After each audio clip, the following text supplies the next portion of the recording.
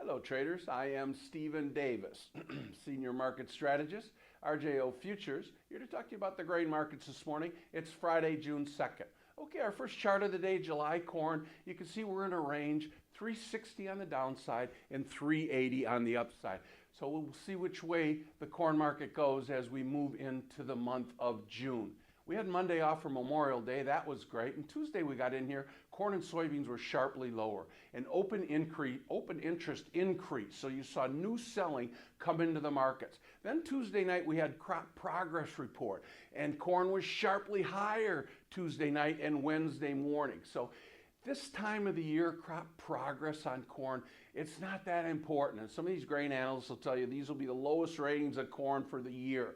So we do have very good moisture out there, and what we need is heat units in this corn market. And what's important for crop progress going forward is not the level, but the trend. So if the progress of corn development increases, then that's going to be bearish for the price of corn going forward. But crop progress in the end of May really doesn't have a big part of the final yields later in the year during harvest. So we'll see how that develops here.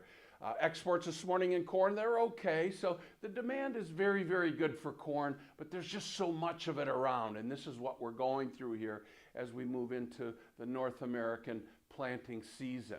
Okay, the soybean market. Here's our next chart on soybeans. You can see this morning soybeans are up 10 cents today. So a daily reversal up on soybeans. So if we close on the extreme high, my work tells me that soybean markets would be higher here in the next 24 to 48 hours. More important is weather Sunday night, and that's going to trump any technical developments that we're talking about this time of the year. So soybean market, they're about 67% planted. The 5-year average is 65%. Back to corn, corn is 91% planted, and the 5-year average is 93%. So we need to get the rest of these soybeans into the ground.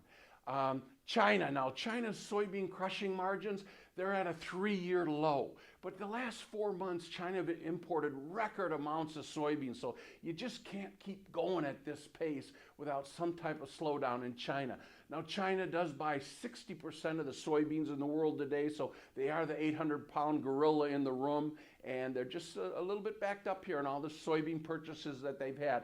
I don't know that it means anything. I think this demand for protein from China and the rest of the world is going to continue in our lifetime. Here's something I think worth mentioning is Canada. 4 decades ago, the canola crop in Canada did not exist. This year, canola planting in Canada, our great neighbor to the north, is more than wheat acres. So here is another example of the demand for protein from the consumer of the world. And the consumer gets what he wants, and hence these major growing countries of our world, Canada in particular, shifting to canola out of wheat. And I think that's really, really important to talk about. So the wheat market here, I got a last chart of wheat, and it's hard to say. Wheat is very low here, and I'm not sure exactly what's going to happen. Egypt, the biggest wheat buyer in the world today, they got 12 countries to choose from what wheat that they want to buy from. So a lot of competition in the world, and we're just going to have to see how we go here. And a lot of times wheat is a follower following corn. Sunday night weather is going to be really, really important, so we'll keep an eye on that. And as we move into the summer, weather markets, they're irrational, they're hard to understand, and sometimes they don't make a lot of sense, but these are things we're going to be talking about this summer. Everybody have an excellent weekend.